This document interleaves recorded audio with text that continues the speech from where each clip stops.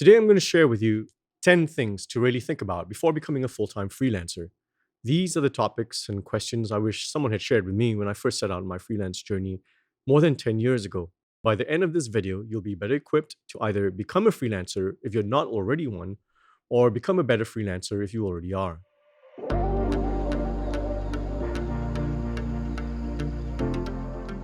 Before we begin, I hope you'll take a moment to click on the subscribe button if you haven't already done so, and be sure to click on the bell that's fully gray, not the hollow one. Here's the list of my top 10 things to really think about before becoming a full time freelancer. Number 10. Are you becoming a freelancer because you've thought it through and really want to be one, or are you trying to run away from a shitty job? It's really important to be honest with yourself when answering this question because our motivations for becoming a freelancer will have an outsized impact on how well we do and how long we do it for. I'm embarrassed to admit that this wasn't really a consideration that I gave much thought to when I left my last full time job more than 10 years ago. Though I'd say that in retrospect, the freelance life was perfect for me and all I wanted professionally. Had I asked myself this question back then, I probably still would have chosen this life. But at the time, I was really stressed out in my product management job, and I wanted to build a life for myself where I didn't have to be in meetings all day long. It gave me a time to an opportunity to be challenged and learn a bunch of new stuff. Respected the fact that I'm nocturnal by nature and didn't force me to wake up for meetings at 6 a.m. and then again be on calls late at night. And also gave me the chance to reap the fruits of my own efforts and also give me the flexibility to work when and where I wanted to work. I was fortunate and everything worked out okay for me, but your experience may not be the same as mine. That's why I think it's really important to give a lot of thought to this question. With the shitty, crappy job, you at least know what you have to contend with. Jumping into the freelancer life is a step into the unknown for most people, and you have to really be sure that you're okay dealing with all the challenges that come with being one. Number 9. Do you have a plan and a timeline? This is another one of those things that I didn't give any thought to when I decided to become a freelancer. Part of the reason was ignorance, and part of it was hubris, because I thought that I'd be able to land on my feet no matter what. I never outlined a plan for myself, didn't set specific goals, and didn't assign a timeline to major points of progress. Unfortunately, when you float around without a plan like I did, you have no sense of whether you're doing what you want and accomplishing all the things you set out to do. In addition to that, you tend to forget to establish checkpoints during which you review the progress that you made during the preceding period of time and adjust tack accordingly. A plan, even if it's a simple one that contains 4 checkpoints during the year and some simple milestones such as talk to 4 prospective clients or study 1 chapter of a course a week or complete the script for this video project in 2 weeks, is crucial for ensuring you don't enter stasis, which is just a fancy way of saying you don't become complacent and end up being broke from not getting paid work. Number 8, do you have a support group?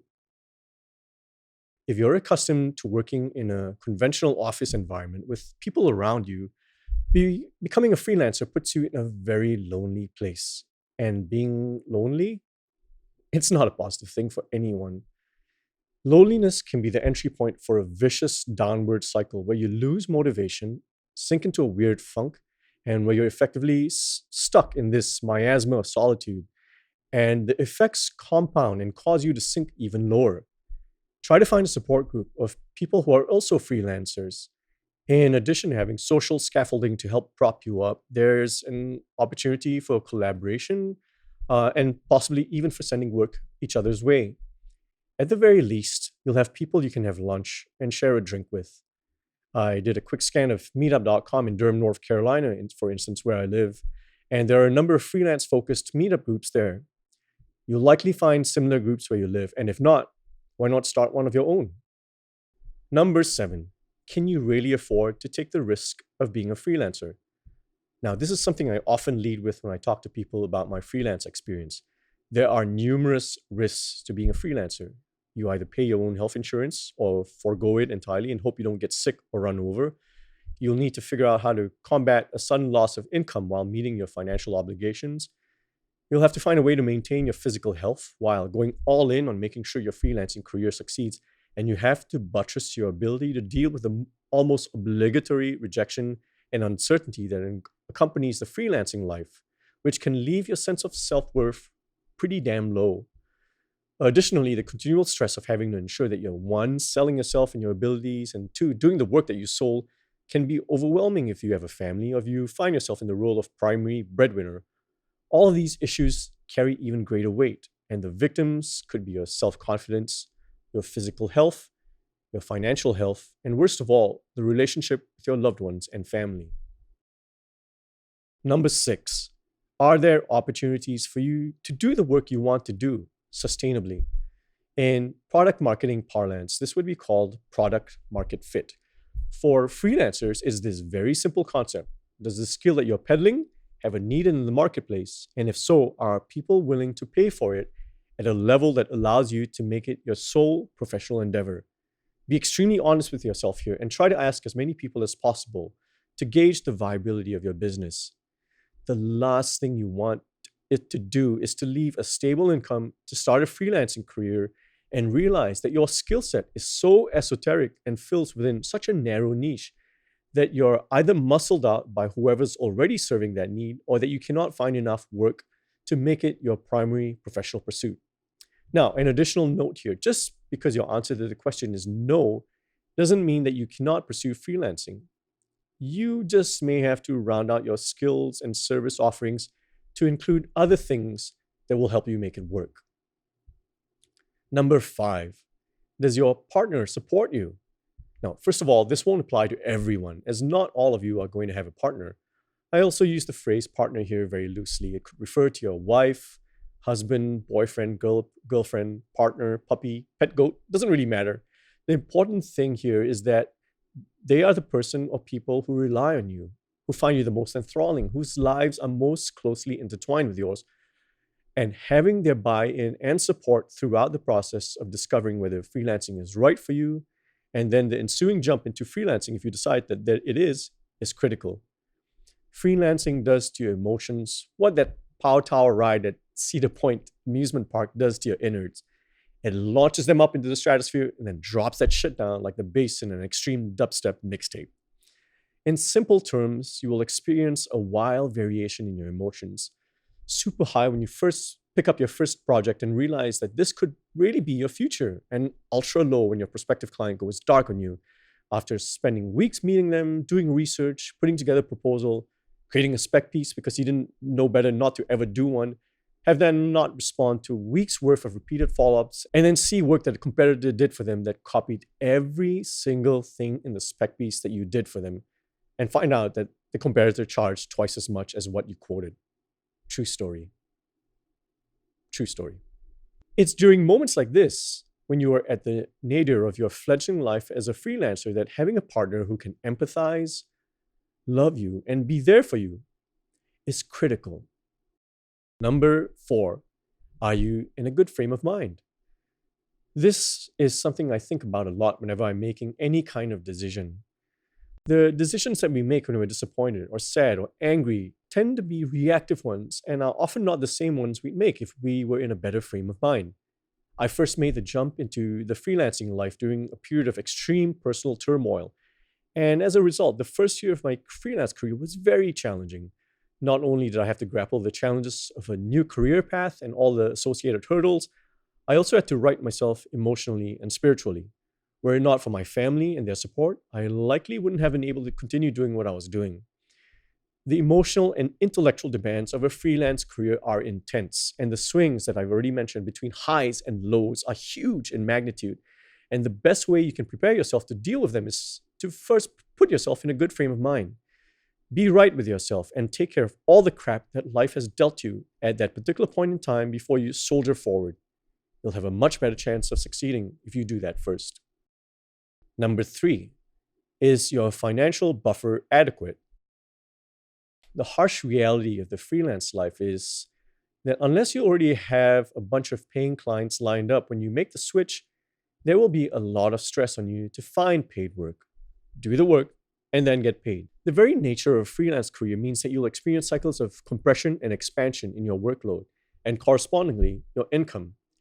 Add to that the fact that not all clients pay on time, and the result is that your income will be very inconsistent, and in the beginning can be virtually non-existent. Ideally, you'll have at least 1 year's worth of your monthly expenses saved up so that you can focus on doing the things that are necessary to building a long-term, sustainable freelance career.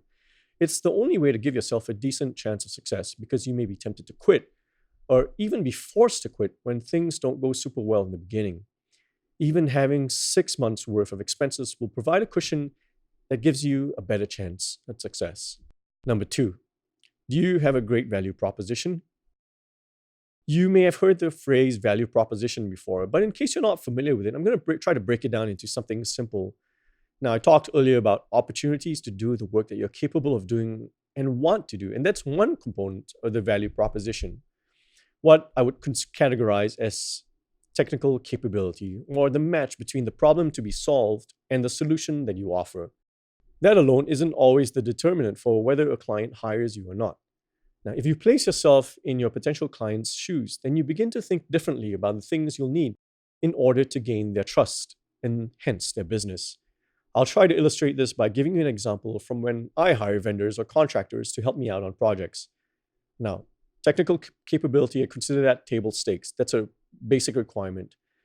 I expect that everyone can do work at a level that I require. So let's assume that's been met.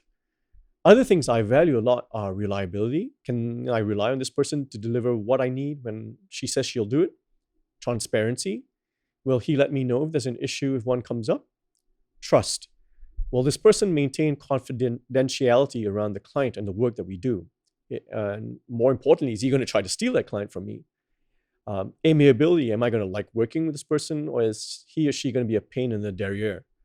The ability to problem solve. If a problem comes up, is she going to help with solutions or wash her hands and absolve herself of the problem? Now, these are many of the same things that your client is thinking about beyond just your ability to deliver on the project. So your value proposition simply boils down to all the reasons your client should hire you. And you should incorporate all these things into your value proposition. The better your value proposition, the better your chances of succeeding as a freelancer. Number one, can you sell yourself? Now, this is a painful one for me to think about because it's by far the biggest deficiency that I still have, even though I've been doing this for over 10 years. Now, I grew up in an environment where talking about yourself was really frowned upon, and talking about your accomplishments was taboo. But I'll tell you this, and I've learned it the hard way. If you cannot sell yourself and all you can do for prospective clients, you'd better get used to being broke. I know because I've been there.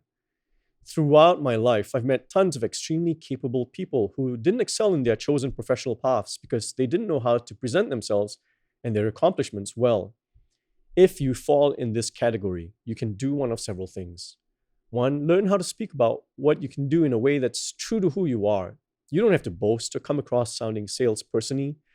You just have to be able to articulate your story clearly and match it to the problem or challenge that your prospective client is facing.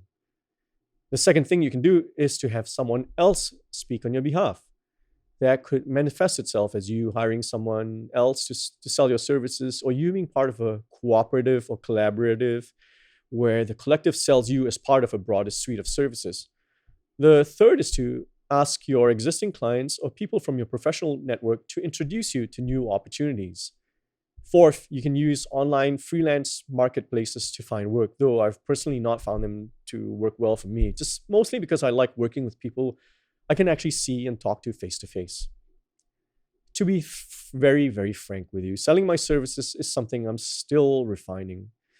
The important thing to remember is that few people are naturally good at selling. But like almost everything else you're required to do to become a great freelancer, it is a skill that you can develop and improve at. Well, there you have it, my list of 10 things that I think every potential freelancer should give serious thought to before making the jump into the freelance life. As you're ruminating these things, I encourage you to jot your thoughts down on paper or draw stuff out to help you gain clarity during your decision-making process. Having stuff down on paper really makes a difference in helping you see connections and ideas and thoughts that may ordinarily not appear in your mind. Please hit like and subscribe to my channel if you're interested in learning more, as I'll explore topics that will help you navigate your journey as a freelancer. Some of the things I'll touch on in the future include how to figure out how much money you need to make, how to price your services, and determining whether a client is worth keeping or not. Till the next time, I hope you find freedom doing the work that you do best.